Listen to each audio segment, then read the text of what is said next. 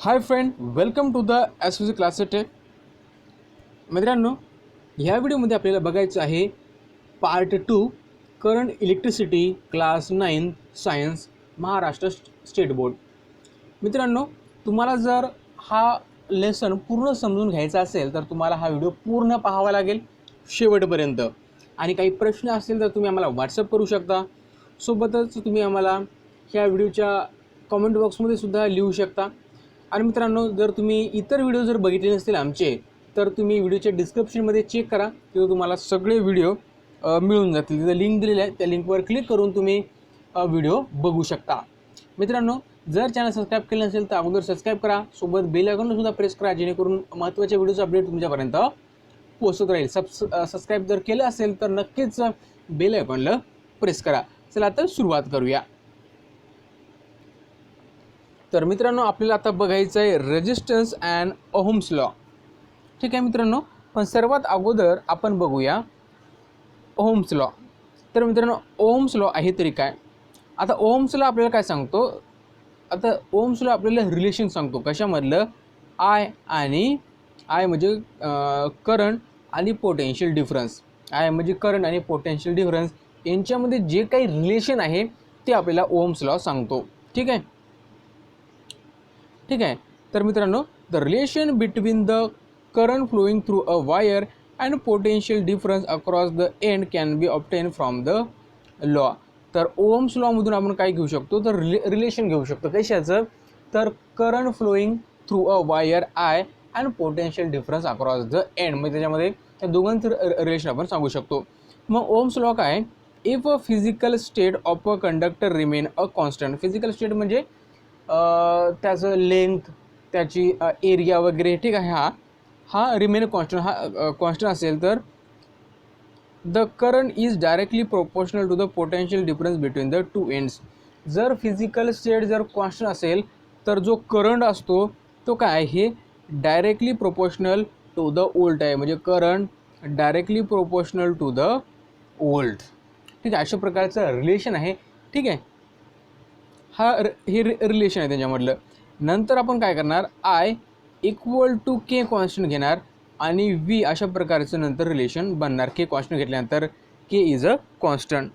त्यानंतर के is a constant जर आपल्याला इथं ओल्डची व्हॅल्यू काढायची असेल तर आपण काय करणार, हे जर आपल्याला ओल्डची जर व्हॅल्यू काढायची असेल तर आपण काय करणार, जर असेल तर हे के आपण काय करणार, इकडे आणणार. के काय करणार आपण इकडे आणणार. के काय करणार आपण इकडे आणणार. म्हणजे काय येणार आहे, तर बघा इथे येईल आय 1/k आहे मित्रांनो. ठीक आहे, 1/k इक्वल टू व्ही होईल. ठीक आहे, आणि 1/k म्हणजे काय, 1/k याचा अर्थ होत असतो रेजिस्टन्स. ठीक आहे, म्हणजे आपलं रिलेशन काय होईल, आय इक्वल टू आर म्हणजे current equal to resistance equal to volt. हेच आहे आपलं ओहम्स लॉ. ओहम्स लॉ हेच आहे आपला. ठीक आहे, किंवा याला आपण असं लिहू शकतो, आर इक्वल टू म्हणजे resistance equal to V upon I. V म्हणजे पोटेन्शियल डिफरन्स आणि आय म्हणजे करंट. तर हाच आहे आपला हा ओहमचा लॉ. ओहमचा लॉ काय आहे, तर ओहमचा लॉ मित्रांनो काय आहे, तर current is directly proportional to the potential difference. हाच आहे आपला Ohm's law. R is a resistance. R म्हणजे काय मित्रांनो, तर आर म्हणजे काय आहे, एक रेजिस्टन्स आहे आणि it is indicated by the symbol of the ohm. आता हे रेजिस्टन्स आहे, ते इंडिकेट कशाने करतात किंवा दाखवतात कशाने, तर ओहमने दाखवतात. याला ओहम म्हणतात. अशा प्रकारचा तो सिम्बॉल असतो. ठीक आहे, अशा प्रकारचा तो सिम्बॉल असतो, इथं आपण दिलेला आहे. त्यानंतर बघा मित्रांनो, the resistance of 1 ohm. 1 ohm resistance म्हणजे काय हे आपल्याला बघायचं आहे. If the 1 ampere current flowing through a conductor when a 1 volt potential difference is applied between the ends, then the resistance of the conductor is 1 ohm. म्हणजे बघा, 1 ampere current flowing through a conductor, एखाद्या कंडक्टरमधून 1 ampere current जर वाहत असेल आणि त्याच्यामधलं potential difference सुद्धा 1 वोल्ट असेल. ठीक आहे, पोटेन्शियल डिफरन्स 1 वोल्ट आहे आणि जो करंट फ्लो होत आहे तो किती आहे, तो 1 एम्पियर आहे. ठीक आहे, त्यावेळेस जे रजिस्टर असते ते एक असते, रजिस्टर काय असते 1 ओम असते. म्हणजे बघा पोटेन्शियल डिफरन्स 1 व्होल्ट असते, करंटसुद्धा 1 ॲम्पियर असतो. त्यावेळेस जे काही रेजिस्टन्स असते कंडक्टरमध्ये ते किती असते 1 ओहम. तर मित्रांनो तुम्हाला हे समजलं असेल. त्यानंतर बघूया आपण resistance and resistivity of the conductor. Resistance आणि resistivity of the conductor. As we know free electron randomly move in a conductor. आता आपल्याला माहिती आहे की एखादं कंडक्टर असेल तर त्याच्यामध्ये काय असतात फ्री इलेक्ट्रॉन असतात आणि ते काय करतात रँडमली फिरत असतात. ते रँडमली ठीक आहे इकडून तिकडं ती फिरत असतात. When a potential difference applied across the end electron start to flow from lower potential to the higher potential. आणि ज्यावेळेस आपण याला पोटेन्शियल डिफरन्स अप्लाय करू त्यावेळेस हे इलेक्ट्रॉन रँडमली मूव्ह न करता ते काय करतील स्ट्रेट फ्लो करायला लागतील. पण कसे lower potential to the higher potential. म्हणजे जिकडे पोटेन्शियल कमी आहे तिकडनं ते हायर पोटेन्शियलकडे ते फ्लो करायला लागतील. ठीक आहे अशा प्रकारे. आणि when electron opposes due to the some problem. ज्यावेळेस इलेक्ट्रॉन फ्लो करतात त्यावेळेस जर त्याच्यामध्ये काही अडथळा आला आणि कुठं त्यांना जर अपोज झालं त्याच्या विरुद्ध जर एखादा फोर्स लागला ठीक आहे तर त्याला म्हणतो आपण रेजिस्टन्स. काय म्हणतो आपण त्याला रेजिस्टन्स. बघा मित्रांनो रेजिस्टन्स. आता एक आपल्याकडे पाण्याचं पाईप आहे याच्यातून पाणी फ्लो होत आहे ठीक आहे सर्वांना माहीत आहे. पण आपण काय केलेलं आहे इथं आपण काहीतरी याला एक असा आडवा भाग लावलेला आहे त्याच्यामुळे पाण्यात इथं अडवल्या गेलेला आहे. ठीक आहे हा आडवा भाग लावल्यामुळे पाणी समोर जाऊ शकत नाही. आणि पाणी समोर काय जाऊ शकत नाही कारण तिथं आपण काहीतरी एक तिथं आपण त्याला अडथळा निर्माण केलेला आहे. मग यालाच म्हणतो आपण रेजिस्टन्स. त्या इलेक्ट्रॉनला सुद्धा तशाच प्रकारचा अडथळा येतो फ्लो होण्यासाठी. फ्लो होण्यासाठी काय येतो काही अडथळा येतो त्यालाच आपण म्हणतो रेजिस्टन्स. आणि आता रेजिस्टिव्हिटी म्हणजे काय तर मित्रांनो रेजिस्टिव्हिटी काय असते तर बघा रेजिस्टिव्हिटी तर मित्रांनो ही रेजिस्टिव्हिटी डिपेंड असते एरिया आणि लेंथवर. ध्यानात ठेवा resistivity is depend on the area and length आणि एरियावर ही रेजिस्टिव्हिटी डिपेंड असते. आणि मटेरियलवर सुद्धा डिपेंड असते. ध्यानात ठेवा रेजिस्टन्स कशावर डिपेंड असते रेजिस्टिव्हिटी ही मटेरियलवर डिपेंड असते, लेंथवर डिपेंड असते आणि एरियावर डिपेंड असते. म्हणजे आपण असं म्हणू शकतो की resistance is directly proportional to the length. Resistance directly proportional to the length and inversely proportional to the area.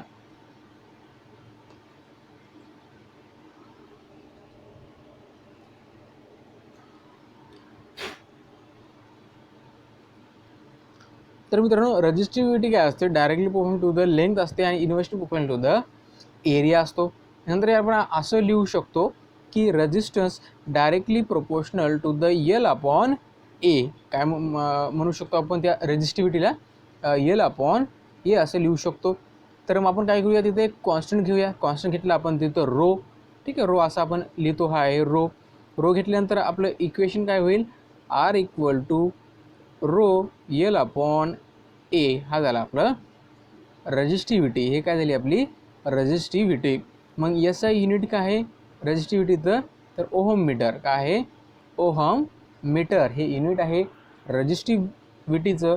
आणि हे रो काय आहे तर एक कॉन्स्टंट आहे.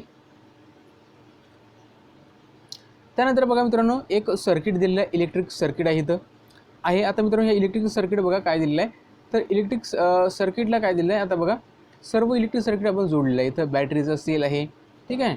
इथं ॲमीटर आहे करंट मोजण्यासाठी. इथं ओल्ड मीटर आहे पोटेन्शियल डिफरन्स मेजर करण्यासाठी. आणि इथं रेजिस्टन्स आहे. काय आहे रेजिस्टन्स.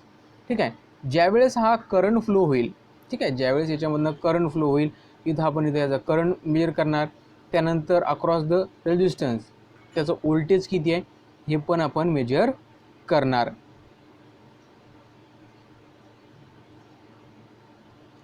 आणि हा रेजिस्टन्स लावलेला आहे ठीक आहे.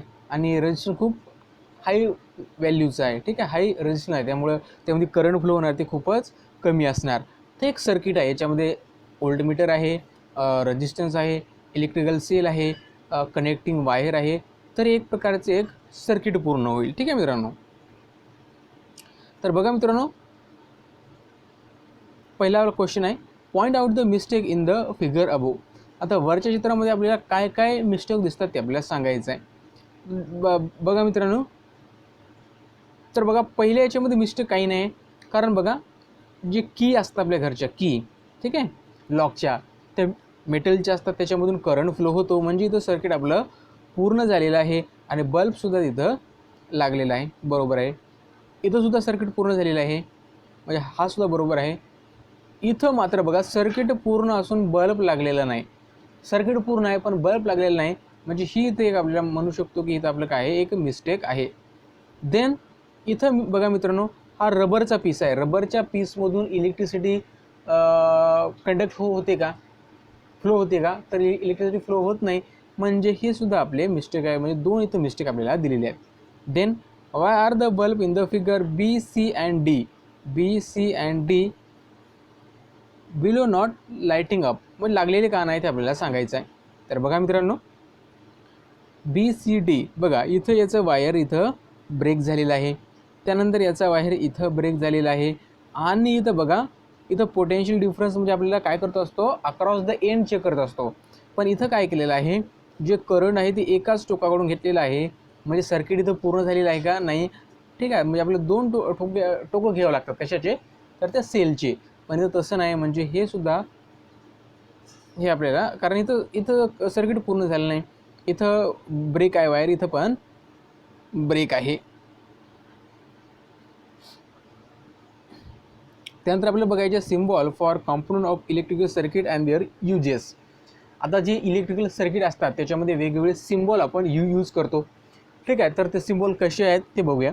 इलेक्ट्रिक सेल म्हणजे जे बॅटरी असते किंवा बॅटरीचे सेल असतात, त्याचा सिम्बॉल कसा आहे, तर बघा इथं अशी रेषा, एक मिनिट मित्रांनो, तर इथून अशी एक रेषा काढली जाते, ठीक आहे, आणि एक दुसरी रेषा काढली जाते. जी छोटी रेषा असते तिथं मायनस दाखवतात, जी मोठी रेषा असते ती प्लस दाखवतात, म्हणजे हे दोन टर्मिनल झाले बॅटरीचे की इथं आपण दाखवलेले आहेत.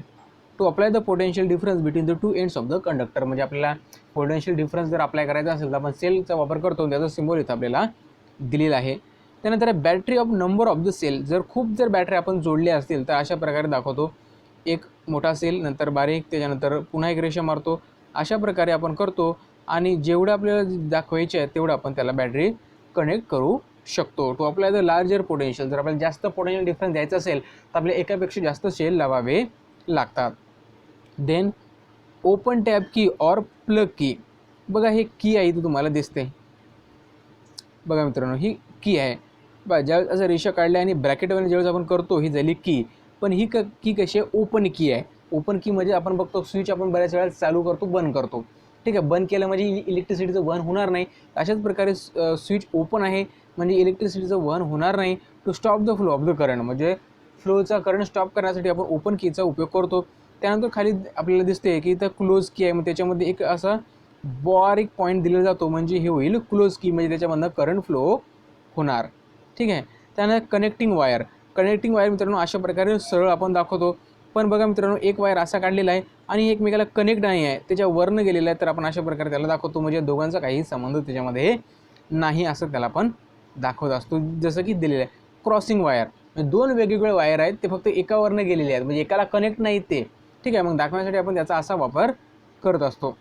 बल्ब दाखवण्यासाठी असा सिम्बॉल आहे, ठीक आहे. अशा प्रकारे आपण काढतो हे बल्ब दाखवण्यासाठी. त्यानंतर आहे रेजिस्टन्स दाखवण्यासाठी असा सिम्बॉल आहे, आपण अशा प्रकारे काढतो, हे रेजिस्टन्सचा सिम्बॉल आहे. त्यानंतर आहे व्हेरिएबल रेजिस्टन्स, म्हणजे रेजिस्टन्स जे असते ते नेहमी चेंज होते, ठीक आहे. आपण त्याला कंट्रोल करू शकतो, चेंज करू शकतो, तर त्याला रेजिस्टन्स दाखवायचा आणि त्याच्यामध्ये अशा प्रकारचा आपण ॲरो दाखवायचा, म्हणजे ते काय होईल, व्हेरिएबल रेजिस्टन्स. ॲमीटर बघा, ॲमीटर अशा प्रकारे गोल सिम्बॉल आहे, त्याच्यामध्ये ए आहे आणि प्लस आणि मायनस हे दाखवलेलं आहे. त्यानंतर ओल्ड मीटरसुद्धा गोल आहे, बी दाखवलेला आहे आणि प्लस आणि मायनसचा सिम्बॉल दिलेला आहे, हे आहे ओल्ड मीटर. ओल्ड मीटर आपण काय मेजर करतो, तर पोटेन्शियल डिफरन्स मेजर करतो आणि ॲमीटरनं आपण करंट मेजर करतो. त्यानंतर आपल्याला बघायचं आहे इन्सुलेटर अँड कंडक्टर. तर मित्रांनो इन्सुलेटर म्हणजे काय आणि कंडक्टर म्हणजे काय, तर मित्रांनो ते सबस्टन्स असतात ते दोन ग्रुपमध्ये आपण डिवाइड केले आहेत, एक आहे कंडक्टर आणि इन्सुलेटर. आता कंडक्टर म्हणजे काय, those substances which have very low resistance are called the conductor. Current can flow easily through such a material. Conductor म्हणजे काय, ज्याच्यामध्ये रेजिस्टन्स खूपच कमी असतो, ज्याच्यामध्ये रेजिस्टन्स खूपच कमी असतो. आणि ज्याच्यामध्ये रेजिस्टन्स खूपच कमी आहे म्हणजे त्याच्यामध्ये त्याची कंडक्टिव्हिटी कशी आहे, जास्त आहे. म्हणजेच काय होईल, तर करंट त्याच्यामधनं फ्लो इझिली होईल. ठीक आहे, रेजिस्टन्स कमी आहे म्हणजे करंट कसा फ्लो होईल, इझिली फ्लो होईल. ठीक आहे. नंतर इन्सुलेटर. इन्सुलेटर म्हणजे काय, those substances which have extremely high resistance. आता इन्सुलेटर म्हणजे काय, त्याचा जे रेजिस्टन्स असतो ते सर्वात जास्त असतो, त्याच्यामुळे त्याच्यामधून जे करंट असतो तो इझिली कान फ्लो, म्हणजे इझिली करंट फ्लो होऊ शकत नाही. मग ह्याच जे रेजिस्टन्स असतात, जे इन्सुलेटर असतात, त्यांचा वापर आपण ॲज अ प्रोटेक्टिंग गार्ड म्हणून करू शकतो. की केबल बघितला तुम्ही, रबर काय हे एक इन्सुलेटर आहे, त्यामुळे त्याचंच आवर आपण केबलच्या वर वापरत असतो, जे कंडक्टिंग वायर असतात.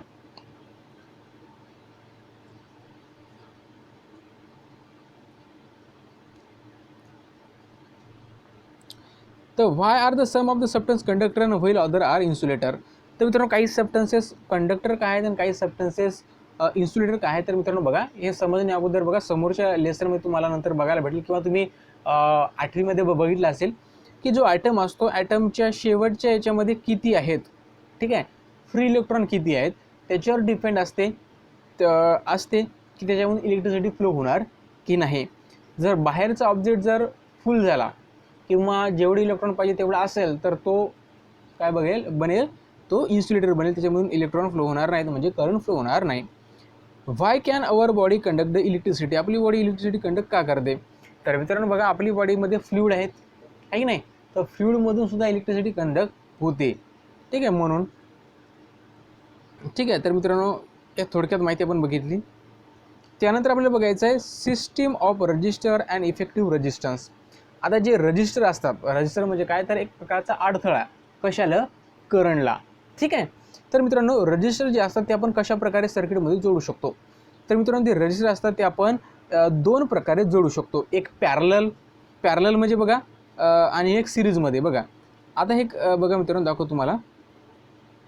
तर बघा मित्रांनो, इथं रजिस्टर आहे, एक रजिस्टर आहे, त्या रजिस्टरला दुसरा रजिस्टर जोडला, तर दुसऱ्याला तिसरा जोडला, म्हणजे बघा हा एक रजिस्टर, याला दुसरा जोडला आणि याला तिसरा जोडला, तर हे झाले सिरीजमध्ये.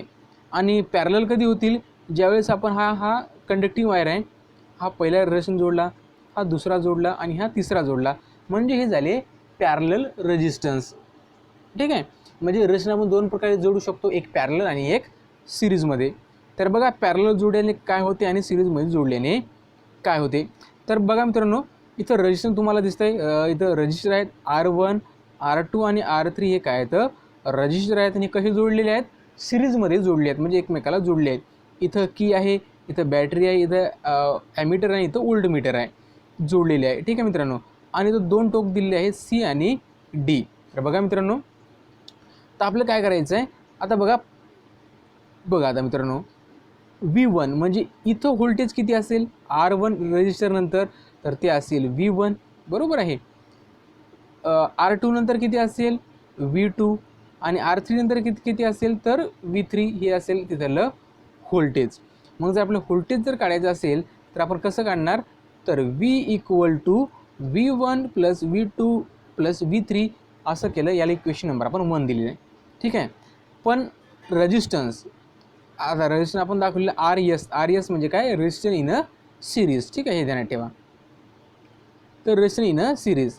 नंतर काय बघा मित्रांनो, द रेजिस्टन्स म्हणजे S फॉर सिरीजसाठी. ठीक आहे. If the effective resistance between the C and D according to the Ohm's law. जर आपण या C आणि D मधलं इफेक्टिव्ह रेजिस्टन्स काढायचं असेल, म्हणजे टोटल रेजिस्टन्स आपण थोडक्यात म्हणूया, तर ते कसं असणार बघा. तर आपल्याला एक फॉर्म्युला माहिती आहे आपल्याला मित्रांनो, कशाचा, तर ओम्स लॉ. ओम्स लॉ काय आपल्याकडे, V = IR. ठीक आहे, IR माहीत आहे, V = IR. I म्हणजे करंट आणि R म्हणजे रेजिस्टन्स. ठीक आहे. तर बघा मित्रांनो, आता आपल्याला प्रत्येक V म्हणजे काय असतो, Vचा असतो I आणि R, म्हणजे आपण केलं. ठीक आहे, पहिलं व्होल्टेज काय होईल आपलं, इथलं I × R1, इथलं काय होईल, I × R2, इथलं काय होईल, I आणि R3. ठीक आहे, हे होईल रेजिस्टन्स. आणि याला आपण जर सगळ्यांना इथं आपण ॲडिशन केलेली आहे, जर सगळ्यांची जर ॲडिशन केली तर काय येईल बघा मित्रांनो, ठीक आहे. तर आपण पकडलं की करंट जे आहे ते सगळीकडे सारखंच आहे, ठीक आहे. करंट सगळीकडे सारखाच आहे, म्हणजे आपण करंट पकडूया 1, म्हणजे काय होईल RS म्हणजे resistance equal to R1 + R3 R2 + R3 हे होईल इथलं इफेक्टिव्ह रेजिस्टन्स. इफेक्टिव्ह रेजिस्टन्स काय होईल तर R1 × R2 + R3. म्हणजे जर रजिस्टर जर सिरीजमध्ये असतील तर इफेक्टिव्ह रेजिस्टन्स काय असते, त्यांची ॲडिशन असते. म्हणजे R1 R2 जेवढे काय रेजिस्टन्स असेल तोपर्यंत, जेवढे जास्त असेल तेवढे n नंबरपर्यंत, म्हणजे R1 + R2 + R3 असं ऑन अशा प्रकारे. तर इथं RN म्हणजे काय, नंबर ऑफ रजिस्टर, ठीक आहे. म्हणजे जर सिरीजमध्ये असेल तर जेवढे रेजिस्टन्स असतील सगळ्यांचे ॲडिशन करून जे काही व्हॅल्यू येईल ती असेल सगळ्यांचं effective resistance across the end. म्हणजे जे एंड आहेत दिलेले त्या एंडच्या अक्रॉस रेजिस्टन्स किती असेल, सगळ्यांची ॲडिशन.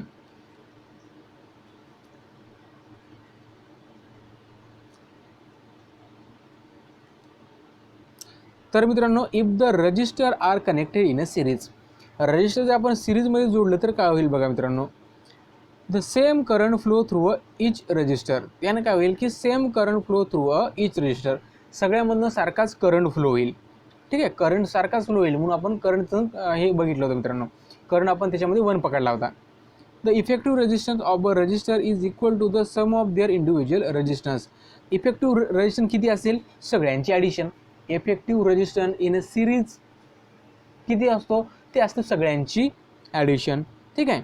देन बघा थर्ड पॉईंट काय आहे, the potential difference between the two extreme of the arrangement is equal to the some of the potential difference across the individual register. आणि पोटेन्शियल डिफरन्स किती असतो तर मित्रांनो, two extreme of the arrangement equal to the some of the potential difference across the individual register. म्हणजे प्रत्येक जे resistance आहे प्रत्येकाचं पोटेन्शियल डिफरन्स किती आहे, ठीक आहे.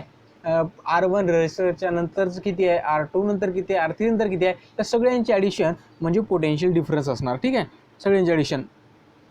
The effective resistance is larger than the each of the individual resistance. आता इफेक्टिव्ह रेजिस्टन्स हे सर्वात जास्त असते कशापेक्षा, इंडिव्हिज्युअल रेजिस्टन्सपेक्षा, बरोबर आहे. कारण मित्रांनो एक रेजिस्टन्सची किंमत कमीच असणार आणि तेच जर 3चं ॲडिशन केली तर जास्त असणार, ठीक आहे. This arrangement is use increase the resistance in a circuit. आणि अशी अरेंजमेंट कधी याचा उपयोग केला जातो तर रेजिस्टन्स वाढवण्यासाठी अशा याचा उपयोग केला जातो, त्याला आपण म्हणतो रेजिस्टन्स इन अ सिरीज. तर बघा मित्रांनो, when a register are connected in a series they are connected one after another. मग ज्यावेळेस आपण सिरीजमध्ये जोडतो तर एक जोडला, त्यानंतर हा दुसरा जोडला, तिसरा जोडला, म्हणजे एकाला एक आपण लावून जोडत असतो.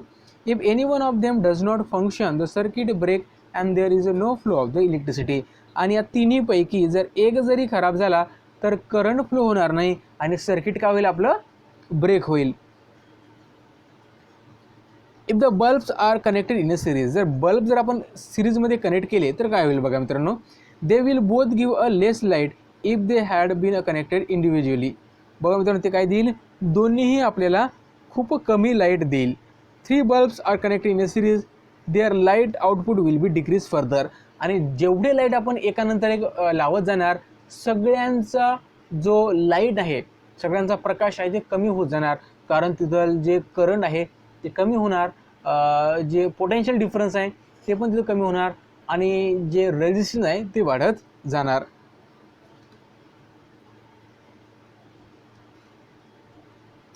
त्यानंतर आहे मित्रांनो रेजिस्टन्स इन अ पॅरलल. त्यानंतर आहे मित्रांनो resistors in a parallel. Resistors in a parallel, मी त्याला रजिस्टन्स म्हणलो, ठीक आहे, sorry, resistors in a parallel. आता रजिस्टर पॅरलल जोडले म्हणजे काय होईल तर बघा मी बाजूच्या चित्रामध्ये तुम्हाला दिसते की C आणि D हे 2 एंड आहेत आणि सगळ्याला पॅरलल जोडलेले आहेत. सिरीजमध्ये नाही, सिरीजमध्ये काय करतात, एकाचं टोक दुसऱ्याला, दुसरे टोक तिसऱ्याला जोडतात, पण इथं बघा सगळे वेगवेगळे जोडलेले आहेत. इथं तुम्हाला दिसतंय की R1 R2, ठीक आहे, R3, इथं ओल्ड मीटर आहे, प्रत्येकाला ॲमीटर जोडलेला आहे, इथं की आहे आणि इथं पोटेन्शियल डिफरन्स किंवा बॅटरी लावलेली आहे. तर बघा मित्रांनो सगळ्यांचा करंट काय होईल, I1 I2 I3 होईल, ठीक आहे. मग आपल्याला माहीत आहे की करंट काय असते किंवा करंट काय असतो आपल्याला माहीत आहे, किंवा ओल्ड काय असतो आपल्याला माहीत आहे. ओल्ड म्हणजे असतो किंवा सॉरी मित्रांनो, ओल्ड काय असतो हे आपल्याला माहीत आहे. तर मित्रांनो ओल्ड काय असतो आपल्याला माहीत आहे, ओल्ड असतो आय इंटू आर, किंवा आपण जर आय काढायचा झाला तर आय मित्रांनो इथं राहू द्या, आर इकडे आणा, म्हणजे होईल V upon R equal to I. बरोबर आहे, म्हणजे आपण असं सुद्धा लिहू शकतो, मग इथं आपण लिहिलेलं आहे तसं. ठीक आहे, ठीक आहे. सिमिलरली I1 काय होईल मग व्ही अपॉन R1, I2 काय होईल व्ही अपॉन R2, I3 काय होईल व्ही अपॉन R3. ठीक आहे मित्रांनो, आता हे सगळी इक्वेशन आहे ते एकमध्ये टाका.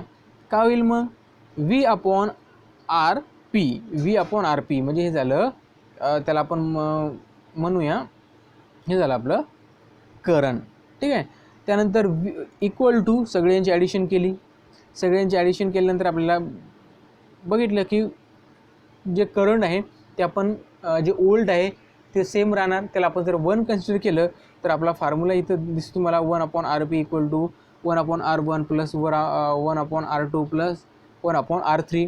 If the register connected in a parallel तर काय होईल 1 अपॉन आर पी. जर पॅरललमध्ये जोडलं तर त्याची जी व्हॅल्यू असते, ठीक आहे, ती रजिस्टरची ती काय असते 1 अपॉन आर पी असते. ठीक आहे, जे जेवढे असतील तेवढ्यांची ॲडिशन इथं आपण तुम्हाला दिसते. तर बघा मित्रांनो, even if any one of the several bulbs connected in a parallel becomes non-functional because of the some damage to its filament, the circuit does not break as the current flow through the other path and the rest of all bulbs light up. बघा मित्रांनो, आता इथं जर आपण पॅरललमध्ये जोडले तर बघा मित्रांनो, पॅरललमध्ये जोडल्यामुळे काय होईल बघा मित्रांनो, आता आपण काय केलं, हे पॅरललमध्ये जोडलेले आहे सर्व. ठीक आहे, हे बल्ब ठीक आहे पॅरललमध्ये जोडलेले आहेत. तर मित्रांनो पॅरललमध्ये जोडले असल्यामुळे जर यातला एखादा बल्ब जरी खराब झाला तर बाकीचे 2 बल्ब चालू राहू शकतात. कशामध्ये, पॅरललमध्ये. ठीक आहे, पण सिरीजमध्ये तसं नाही. सिरीजमध्ये एक जरी बल्ब खराब झाला, हे बल्ब लावले आपण 3, यातला एक जरी बल्ब खराब झाला तर करंट फ्लो होणार नाही आणि अशा प्रकारे सर्व सर्किट आपलं ब्रेक होऊन जाईल. पण पॅरललमध्ये तसं नाही, एक खराब झाला तर तो एकच खराब राहील, बाकीचे बल्ब चालू राहतील. तर this is the most important advantages of the parallel system. When the several bulbs are connected in a parallel, they emit the same amount of light as they connected individually in the circuit. The bulbs connected in the series emit the less light than the when connected individually. तर बघा मित्रांनो, जर आपण light parallel जोडले तर सगळ्यांचा उजेड असेल तो सारखा असेल, पण ते जर आपण सिरीजमध्ये जोडले तर प्रत्येकाचा उजेड आपल्याला कमी प्रमाणात मिळेल. त्यानंतर मित्रांनो आहे if the number of registers are connected in a parallel. जर आपण नंबर ऑफ रजिस्टर जे असतात जे पॅरललमध्ये जोडले तर काय होईल, the inverse of the effective resistance is equal to the some of the inverse of individual resistance. बघा, जर effective resistance inverse of effective resistance हे कशाबरोबर असतो, ते असतो equal to the some of the inverse of individual resistance. म्हणजे inverse असतो तो सगळ्या इंडिव्हिज्युअल रेजिस्टन्सचा. Then current flowing through an individual resistor is proportional to the inverse of its resistance and total current flow through the circuit is the sum of the current flowing through the individual resistor. जो current असतो तो सगळ्यांची addition असतो, जे प्रत्येक रेजिस्टरमधून flow होतो तो, आणि जे करंट फ्लो होतो थ्रू द इंडिव्हिज्युअल रेजिस्टन्स, प्रत्येक रेजिस्टरमधून करंट फ्लो होतो तो प्रोपोर्शनल असतो. कशाला, inverse of it resistance and total कशाला असतो तो इनवर्स ऑफ इट्स रेजिस्टन्स. रेजिस्टन्सला कसा असतो तो इनवर्स असतो. त्यानंतर बघा मित्रांनो, the potential difference across all register is the same. आता त्याच्यामध्ये पोटेन्शियल डिफरन्स सेम असतो. कशामध्ये, पॅरललमध्ये पोटेन्शियल डिफरन्स सेम असतो आणि सिरीजमध्ये करंट सेम असतो. सिरीजमध्ये करंट सेम असतो आणि पॅरललमध्ये पोटेन्शियल डिफरन्स सेम असतो. The effective resistance of a register connected in a parallel is less than the list resistance of the individual resistance. म्हणजे बघा, जर जे हे रेजिस्टन्स असते, आता जे याचं इफेक्टिव्ह रेजिस्टन्स असते कशामध्ये, पॅरललमध्ये, हे काय असतो, इज लेस असतो. कशापेक्षा, इंडिव्हिज्युअल रेजिस्टन्सपेक्षा. म्हणजे एखाद्या रेजिस्टन्सची व्हॅल्यू समथिंग आहे एका, आणि 3 याची आहे, पहिल्याची वेगळी आहे, दुसऱ्याची वेगळी आहे, तिसऱ्याची वेगळी आहे, आणि याचा इफेक्टिव्ह रेजिस्टन्स काय असतो, हा काय असतो, त्यांच्या जो इंडिव्हिज्युअल रेजिस्टन्स आहे त्याच्यापेक्षा सुद्धा कमी असतो. पण सिरीजमध्ये तसं नसते. सिरीजमध्ये काय असते त्यांची ॲडिशन असते सगळ्या रजिस्टरची. Then this arrangement is use to reduce the resistor in the circuit. आणि असं अरेंजमेंट असते कधी यूज करतात तर to reduce the resistor in the circuit. सर्किटमधलं रेझिस्टन्स जर कमी करायचं असेल तर आपण पॅरलल सिस्टीम यूज करतो आणि रेझिस्टन्स जर आपल्याला वाढवायचं असेल तर आपण तिथं सिरीज यूज करत असतो. तर मित्रांनो फ्यूज वायर तुम्ही बघितला असेल तुमच्या घरी असतो, ठीक आहे. सेरॅमिक फ्यूज असतात काही आणि काय असतात कार्टिज फ्यूज असतात. तर fuse wire is use to protect the domestic appliances. आता जे फ्यूज वायर असतो ते आपण कशासाठी यूज करतो, ते डोमेस्टिक अप्लायन्सेस असतात म्हणजे घरील जे आपल्या मशिनरी असतात त्यांना वाचवण्यासाठी, ठीक आहे. It is made of the mixture of the substances and has a specific melting point. आणि याचा मेल्टिंग पॉईंट असतो म्हणजे जो हे लवकर वितळतात, थोड्या टेम्परेचर जरी झालं तरी ते वितळायला सुरुवात करतात. It is connected in a series to the electric appliances. आणि हे काय करतात जे इलेक्ट्रिकल अप्लायन्सेसला सिरीजमध्ये जोडलेले असतात, ठीक आहे. If for some reason the current in a circuit increase excessively, this fuse wire get heated up and melts. The circuit get broken and the flow of the current stop, thus protecting the appliances. जर मित्रांनो हे सिरीजमध्ये जोडलेले असतात त्याच्यामुळे जर अचानक जर करंटमध्ये काही चेंजेस झाला, ठीक आहे, अचानक त्याच्यामध्ये जम्प झाला तर हे काय होतात एकदम हीटअप होतात म्हणजे गरम होतात आणि मेल्ट होतात. त्याच्यामुळे जे सर्किट असते ते ब्रेक होते आणि जे आपले अप्लायन्सेस असतात ते काय होतात ते प्रोटेक्ट होत असतात. This wire fitted into the groove in the body of the fuse clip. ते एक त्याची फोर्सलेन असतात त्याच्यामध्ये ते फिट केलेले असतात आणि वेगवेगळे वायर असतात त्यांची लिमिट आहे 1 एम्पियर 2 एम्पियर 3 एम्पियर अशा प्रकारे तर 10 एम्पियरपर्यंत त्याची लिमिट असते तर फ्यूज वायरची. ती कशासाठी करतात तर डोमेस्टिक अप्लायन्सच्या प्रोटेक्शनसाठी. तर मित्रांनो प्रिकॉशन आपण काय घ्यायला पाहिजे whale taking the using the electricity. ज्यावेळेस आपण इलेक्ट्रिसिटी यूज करतो त्यावेळेस आपण प्रिकॉशन म्हणजे काळजी काय घ्यायला पाहिजे तर आपण बघूया. The electric switches and socket should be fitted at the higher at which small children cannot be reach and put pin on inside. The plug wire should not be pulled while the removing in a plug from the socket. तर मित्रांनो काय करायला पाहिजे जे socket असतात ते आपल्या हाईटवर असले पाहिजे जेणेकरून लहान मुलं त्याच्यामध्ये काही त्यांनी केलं नाही पाहिजे किंवा त्या सॉकेटमध्ये त्यांनी कुठला नेल वगैरे टाकून चेक नाही केलं पाहिजे त्याच्यामुळे त्यांना करंट लागण्याची शक्यता असते, ठीक आहे मित्रांनो. किंवा आपण ज्यावेळेस प्लग काढतो त्यावेळेस आपण त्याला ओढलं सुद्धा नाही पाहिजे. Before cleaning and electrical appliance it should be switch off and its plug remove from the socket. ज्यावेळेस आपण इलेक्ट्रिकल अप्लायन्सेस स्वच्छ करतो त्यावेळेस त्यांचं प्लग आपण प्लग काय केलं पाहिजे ऑफ केलं पाहिजे किंवा ते रिमूव्ह केलं पाहिजे आपण, ठीक आहे मित्रांनो. One hand should be dry while handling the electrical appliances, and as far as the possible one should use the footwear rubber soles as a rubber is an insulator. It prevents the current flow through our body thereby protecting it. मित्रांनो ज्यावेळेस आपण एखादा appliances किंवा electrical सर्किटला handle करतो त्यावेळेस आपण काय करायला पाहिजे आपले जे हात आहेत आपलं जे शरीर आहे हे काय कसं असलं पाहिजे एकदम ड्राय असलं पाहिजे. आणि ज्यावेळेस आपण यूज करतो त्यावेळेस आपल्या पायामध्ये काय असलं पाहिजे रबर फुटवेअर असले पाहिजे.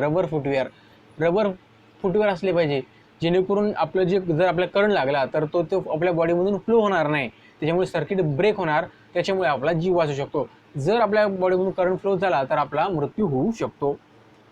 If the person get an electrical shock, you should not touch that person. You should switch off the main switch, and if the switch is too far, you do not know where it is located, then you should remove the plug from the socket if the possible. If not, then you should use a wooden pole to use a person away from the electrical wires. जर मित्रांनो एखाद्याला कोणाला shock लागला असेल तर तुम्ही काय करू शकता एखादा मेन स्विच आहे त्याला बंद करू शकता. जर मेन स्विच जर तुम्हाला बंद करायचं माहीत नाही किंवा कुठं आहे ते माहीत नाही तर तुम्ही काय करू शकता एक लाकडी फळी घेऊ शकता, एक लाकडी काठी घेऊ शकता, त्यापासून त्याला वेगळं करण्याचा प्रयत्न करू शकता. So these are the precaution we should take while handling the electricity. So guys, this is all about the current electricity. This is the last part of this lesson. So guys, don't forget to subscribe our channel. So this all about this current electricity. Don't forget to leave your comment in the comment box. Thanks for watching.